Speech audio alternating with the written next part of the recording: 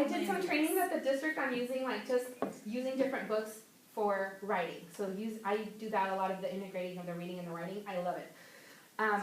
So one of the things, for example, just you could use teaching them to use a different story structure in their writing. So these are alphabet books, and I know all of you are like, oh my god, alphabet books, they're kinder, and most kids don't gravitate towards them. But my daughter did actually 2 alphabet books in upper grades. She did one for ancient, I think she did it for China, and I actually have one that's for China that's almost an alphabet book in here. And then she did one for her explorers. Is that 5th grade? Yeah, 5th grade. So in 5th grade she did explorers. So M was Magellan, and the W was for West Indies, and so all these different things, and it was an alphabet book. But they need to have seen alphabet books, right, in order to be able to write like that, or to use that structure of organizing a writing piece. So you can use it for structure. You can use it for voice. Like here, one of the things I saw at the kinder writing training, I don't know if it was yours, one of the teachers brought, they had done an animal book when they were learning about animals in kindergarten, and they were writing in the voice of the animal. I am a ladybug. I have, 2 wings. I have 6 legs. And so this book, I noticed, it has that. When I'm flying, I lift up my wing, and, my cases move out so my wings can come out. So it has the voice of the actual insect. Because it's hard to find voice. It is. That is. So this one was really, so it's definitely information, but then it has the voice of the animal. So they're like, that's not nonfiction. That's not real, because it's talking. So you have this debate with your kids, because grasshoppers don't talk. They're right, grasshoppers don't talk. So, yeah. So we talk about how a lot of books, they don't necessarily fit just in one category, and that's how we're moving towards our writing though, right? That's authentic. Because you might be writing a narrative, but you include some information, right? And so we're finding that those merge together a lot of times. Something else with something that's important in the writer's workshop is obviously kids are writing somewhere, so keeping of a writer's notebook or a writer's journal.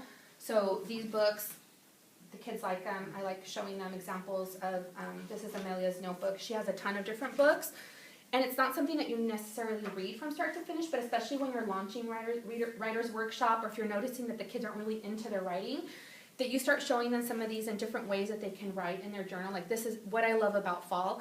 And for me, this is actually what I did when we came back from break. I'm like, oh my god, it's fall, and it's sweater weather, and I got boots, and I had hot cocoa, and so, and this is actually follows the course of a year, so it has fall, and then she does winter in here, and she does what I love about spring, and that's me, I love making lists. And so I talk to my kids all the time about how I make a list of things I want to do, or things that I like, or books that I read, or this or that. So this is just an example of different journals.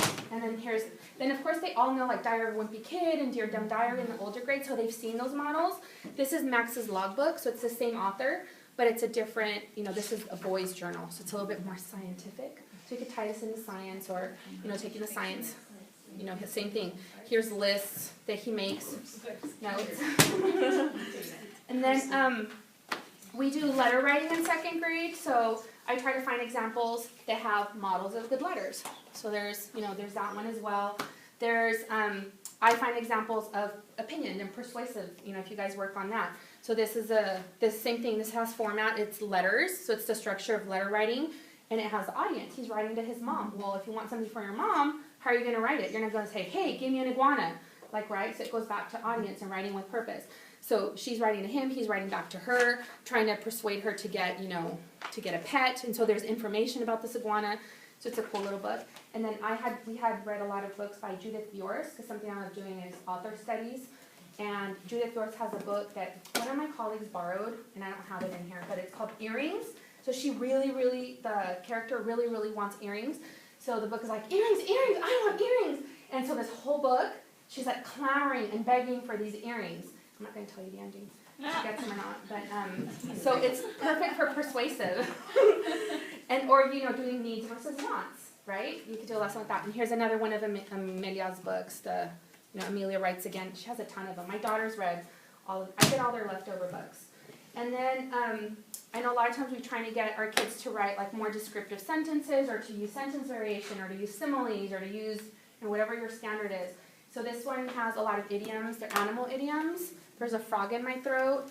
And so, she's a one-trick pony, and so you can lead a horse to water, but you can't make him drink. So just cute little phrases. A lot of our, these are hard for our English language learners, and so I know sometimes it's like, whoops, there was that page.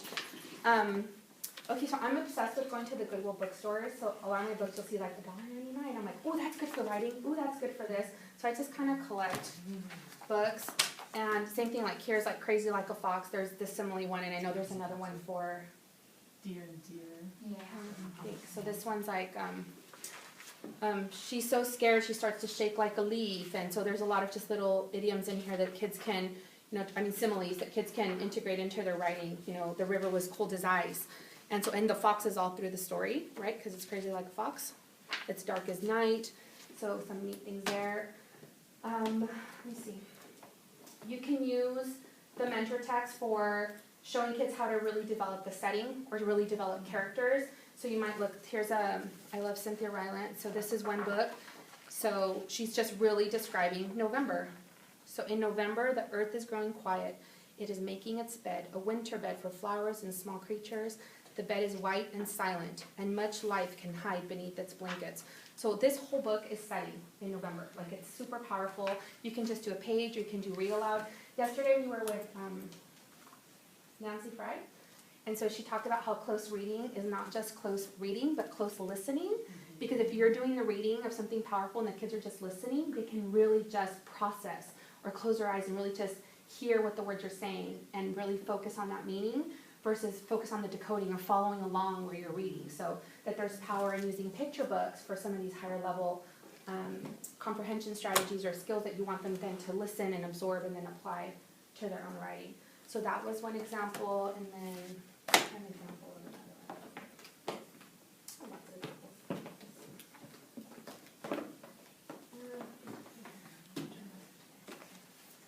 Oh, Owl Moon.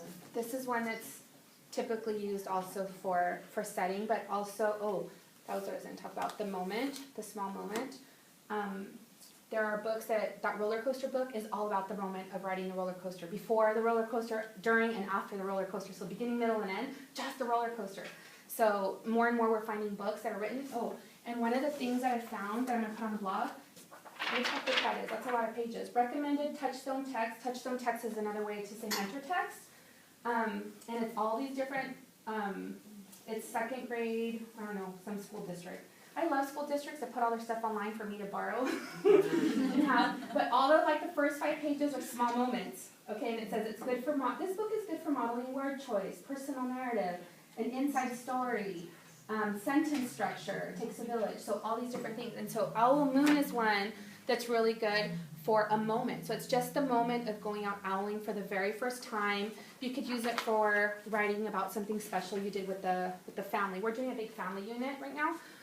So here it just gets really descriptive. You have to be super quiet when you go owling. So it really talks about how you have to be super quiet. He's been waiting to go owling for a really long time. And so, the feet are crunching on the crisp snow, and little gray footprints followed us. Paw made a long shadow, but mine was short and round. So, it just really develops the scenery. It really develops, I think this book is a good example of how setting is beyond just snow and, trees and winter, because it talks about like really the mood of the setting in the story. Just continue for how long do I have to? I think I'm done. Yeah, about 2 minutes. Okay.